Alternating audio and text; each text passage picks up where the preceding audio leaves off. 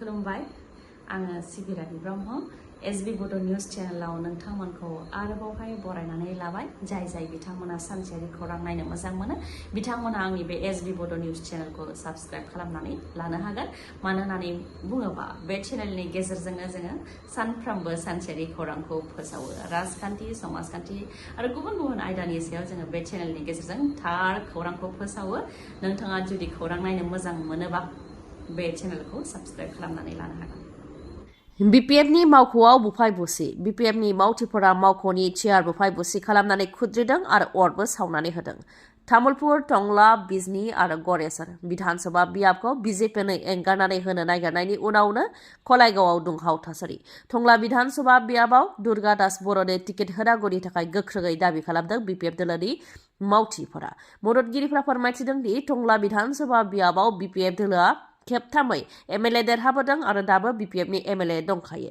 नाथाय मानि जाहोनाव टंलाखौ BJPनो एंगारनो नागिरदों बेखौ बुजि मोनाखै होननानै बुंथियो BPF दोलोनिफ्राय बेनि अनगायैबो BJPआ एलायन्सनि धर्मखौ बेयाव फालिबोआखै होननानैबो फोरमायथियो थांनाय 2019 मायथाइयाव MP इलेक्शनाव दिलीप सैकियाया बिजाथि महरै बेयाव फैदोंमोन जेराव BPFनि मददगिरिफ्रा गोबां खस्थ' खालामनानै बिथांखौ देरहाहोदोंमोन नाथाय 2020 मायथाइनि BTC बिसायख'थियाव जेरैबायदि BPF दोलोखौ रायफैदों बेखौ जों सहायनो हायाखै राजखान्थिनि थाखाय बबेबा दोलोखौ एसेबां गाज्रि राव बाहायनायखौ जोबोद गाज्रि मोनदों आरो सहायनो हायाखै होननानै फोरमायथियो बिथांमोना आरो टंला LACखौ BPFनो नांगौ गुबुन रावबो पार्टिनो एंगारा होननानै गोख्रोङै दाबि खालामो ओजोंहाय तामुलपुरावबो BPF आरो BJPनि गेजेराव सिटखौ लानानै बेले-बेजे तामुलपुराव गिदिंनो आरो गोख्रों जानो थाखाय बिथोन मोननाय लेखायै बिस्वजित दैमारिया गिदिंथिंदों तामुलपुराव ओजोंहाय BPFआ एंगारनो गोसो गैया तामुलपुरखौ BJPनो टिकेट होयोब्ला BPFनिया गावस्रा-गावस्रि जागोन आरो मावथि मददगिरि रायजो राजाफोरखौ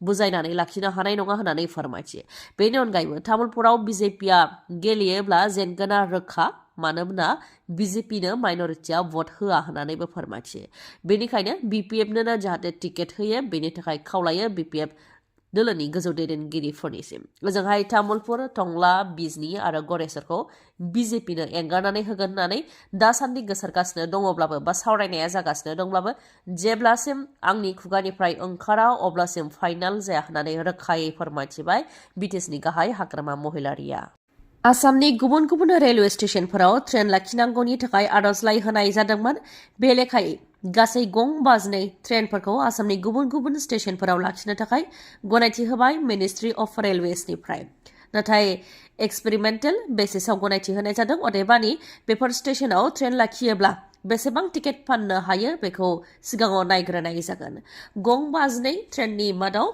बरपेटा र'डआव निउ Jalpaiguri to Guwahati Vande Bharat express train बेखौ लाखिनाय जासिगोन बिजनीआव डिब्रुगड़ हावड़ा कामरुप एक्सप्रेस बेखौ लाखिनाय जासिगोन लोगोसेनो Kamakhya Anand Vihar north east express Tambaram Silghat town नगर एक्सप्रेस बेफोर ट्रेनखौ बिजनीआव लाखिनाय जागोन क'क्राझाराव Howrah Guwahati Saraighat express Mumbai LTT Kamakhya Karmabhoomi express माजबादाव देवघर डिब्रुगड़ एक्सप्रेस पाठशालायाव दिल्ली कामाख्या ब्रह्मपुत्र मेल बेबायदिनो माखासे ट्रेनफोरखौ माखासे स्टेशनफोराव लाखिनाय जागोन नाथाय एक्सपेरिमेन्टेल बेसिसआव गनायथि होनाय जादों रायजो सभानि थाखाय BJPनिफ्राय बिजाथिनि मुंखौ फोसावनानै होबाय मुङा जगेन महन आरो तेरास गवाला ओजोंहाय UPPLनि प्रमद बर' बिथांनि मुङाबो दासान्दि गोबां सावरायजानायाव दङ UPPLनि बिजाथि प्रमद बर' बिथांनि थाखाय नमिनेशन फर्मबो दिहुननाय जादों UPPLनिफ्राय बे समाव सानै MP दङ आरो सासे MP मोनबावोब्ला बा सासे MP दैथायहरनो हाबावोब्ला 125 एमेन्डमेन्टखौ पार्लियामेन्टआव गोख्रोङै नारसिननानै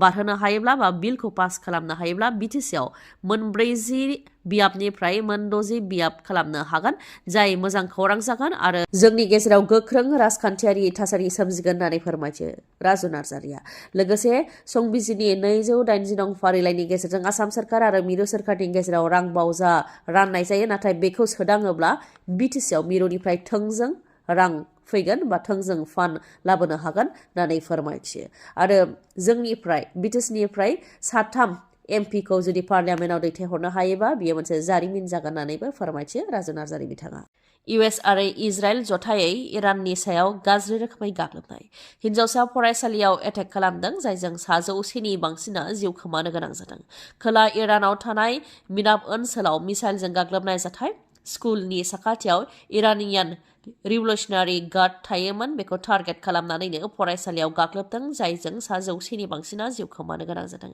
इरान गभर्नमेन्टनिफ्राय फोरमायथिनाय बायदिब्ला साननि समावनो प्राइमारि गार्ल्स स्कुलाव मिसाइलजों गाग्लोबदों जायजों गासै 165 जिउ खोमानो गोनां जादों आरो 196 जोखोम जानो गोनां जादों। बेनि अनगायैबो गासैबो बिल्डिंफोरानो बायग्रुबजोबदों होननानै फोरमायथिदों। जाथाय जानायनि उनावनो बिल्डिं बायग्रुबनायखौ बोखारनायनि हाबाखौ मावफैदों आरो बिल्डिं सिङाव नांथानानै थानाय गोथै देहाफोरजों लोगोसे जोखोम जानाय सुबुंफोरखौ बेनिफ्राय बोखारनायनि हाबाखौ मावदों होननानै फोरमायथियो। बे दावहायाव गाज्रिसिन गाग्लोबनाय जाथाया बेनो जादों होननानै फोरमायथिदों जेराव उन्दै फरायनाय फरायसालियाव गाग्लोबनाय जाथाय जादों होननानै फोरमायथिदों जायजों 165 जिउ खोमानो गोनां जादों। फोरमायथिनो गोनांदि US आरो इजराइलनि गाग्लोबनायाव इरान हादराव एयार स्ट्राइकजों दासिम गासै 200नि बांसिना जिउ खोमानो गोनां जाबाय आरो 747निया जोखोम जादों होननानै रिपर्टआव मोननाय जादों। UPPLनि MCLAफोर MP रनगोरा नार्जारी, धनन्जय बसुमतारी, राकेश ब्रह्म, दावबायसा बर' बिथांमोनहा BPF दोलाव फैनो थाखाय सावरायगासिनो दं। बे गेदेर खोथाखौ फोरमायथिदों BPFनि लाइमोन दैदेनगिरि प्रहलाद ब्रह्मआ। UPPLनि MCLA खाम्फा बरगयारिया UPPL एंगारनानै BPFआव फैनायनि उनावनो आरोबाव UPPLनि MCLAफोरा BPFआव फैबावगोन होननानै खौरां होदों। BPFनिफ्राय सावरायगासिनो दं होननानै फोरमायथिदों। BPFनिया 128 MCLA दंखायोमोन। दा खाम्फा बरगयारि फैनायनि उनाव 129 MCLA जाबाय आरो UPPLनि MCLA दावबायसा बर'आ BPFआव फैबावोबा BPFनिया 30 जासिगोन होननानै फोरमायथियो। ओजोंहाय प्रमद बर'निबो गोख्रों दाबि 2030 मायथाइयाव UPPLआ हारसिङै सोरखार दानो हानाय बायदि MCLA देरहागोन। थांनाय BTC बिसायख'थियाव जोंनि खाथि खाला जोंजों थाफाग्राफ्रा हेंथा होनानै गाज्रि थासारि सोमजिहोदों आरो जोंखौ फेजेनदों नाथाय रायजो राजाया जोंजोंनो दङ। UPPLनि भटआ 100% बांदोंसो खम जायाखै होननानै बुंथियो प्रमद बर'आ। मुंख्लंफोरनो अनसुंथाइ होनायखौ 80% मावफुंदों थांनाय 5 बोसोराव। बेनि अनगायैबो NDBनि माखासे केस बोखारदों। सनितपुर आरो बिश्वनाथनि गामिखौ BTCआव सोदों। दिल्लीआव बड'फा उपेन्द्रनाथ ब्रह्मनि मुसुखा बानायदों आरो बिथांनि मुङाव लामा बानायदों होननानै फोरमायथियो प्रमद बर'आ। कंग्रेसनि सेन्ट्रेल इलेक्शन कमिटिया बिजाथिफोरनि मुंखौ फोसावनानै होबाय। 126 बिधानसभा बियाबनि मादाव 42 बियाबनि थाखाय बिजाथिफोरनि मुंखौ फोसावनानै होबाय कंग्रेस दोलोनिफ्राय। गौरीपुर, सोनाब गवालपारा, बङाइगाव, बरपेटा, बक'ट, छयगाव आरो गुबुन गुबुन गासै 42 बियाबनि थाखाय बे समाव बिजाथिफोरखौ फोसावनानै होबाय कंग्रेस दोलोनिफ्राय। बिजाथि फोसावनायजों लोगोसे कंग्रेसआबो आसामखौ दखल खालामनायनि थांखिजों गोख्रों खालामदों। जायगा जायगा हानजा सरनाय हाबाफारि लादों कंग्रेस दोलोआ। थिग बेबायदिनो BJP दोलोआबो गावनि मासिखौ लाखिफिननो थाखाय गोख्रों जादों। आसामनि मोनफ्रोमबो जायगायावनो जायगा जायगा सानफ्रामबो हानजा सरनाय हाबाफारि लादों आरो रायजो राजाफोरखौ लोगो हमनाय हाबाफारि लादों। आसामनि बिधानसभा बिसायख'थिनि गुदुं बारा जोंनि BTCआवबो नांफैदों। बिसायख'थिखौ नोजोर होनानै BPF आरो UPPLआबो गोख्रों जादों BTCआव। खौरांखौ जोबजासे खोनासंनायनि थाखाय गोजोन्थों। उननि समाव आरोबाव जों बेबायदिनो लोगो मोनफिनबावगोन।